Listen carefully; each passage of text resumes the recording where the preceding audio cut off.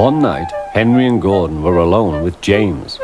Although the Fat Controller was beginning to think well of him, whenever a chance came, the other engines would talk of nothing but bootlaces.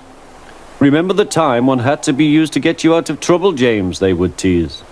James tried to get his own back, talking about engines who got shut up in tunnels and stuck on hills. But they wouldn't listen. "You talk too much, little James," said Gordon. "A fine, strong engine like me has something to talk about.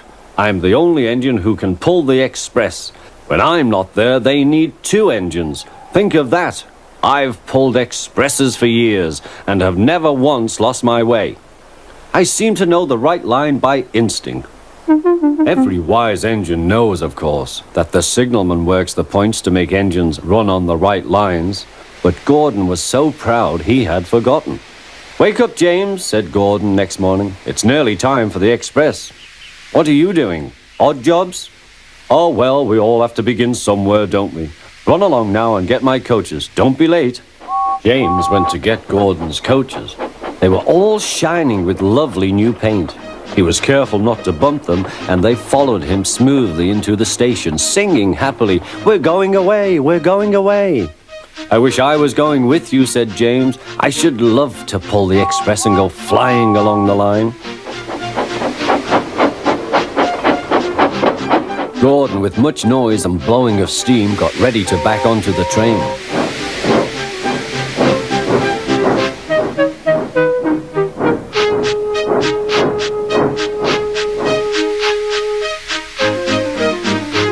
The Fat Controller was on the train with other important people, and as soon as they heard the guard's whistle, Gordon started. Look at me now, he puffed, and the coaches glided after him. Poop, poop, poop, poop, poop. Goodbye, little James, see you tomorrow.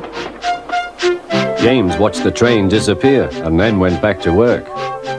He pushed some trucks into their proper sidings and went to fetch the coaches for another train. James had just brought the coaches to the platform when he heard a mournful noise. There was Gordon trying to sidle into the station without being noticed. "Hello, Gordon. Is it tomorrow?" asked James. Gordon didn't answer. He just let off steam feebly. "Did you lose your way, Gordon?" said James. "No, it was lost for me. I was switched off the main line onto the loop. I had to go all round and back again." "Perhaps it was instinct," said James. Meanwhile, all the passengers hurried to the booking office. "We want our money back," they shouted. But the Fat Controller climbed on a trolley and blew the guard's whistle, so loudly that they all stopped to look at him. Then he promised them a new train at once. "Gordon can't do it," he said. "Will you pull it for us, James?" "Yes, sir, I'll try." So James was coupled on and everyone got in. "Do your best, James," said the Fat Controller. Come along, puffed James. You're pulling as well, sang the coaches.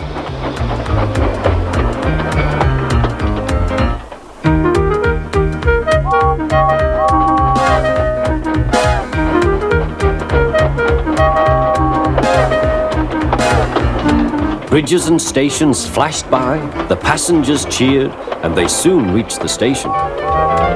Everyone said thank you to James, and the Fat Controller was very impressed. "Well done," he said. "Would you like to pull the express sometimes?" "Yes, please," answered James. Next day, when James came by, Gordon was pushing trucks. "I like some quiet work for a change," he said. "I'm teaching these trucks manners. You did well with those coaches, I hear." "Good, we'll show them." And he gave his trucks a bump. James and Gordon are now good friends. James sometimes takes the express to give Gordon a rest.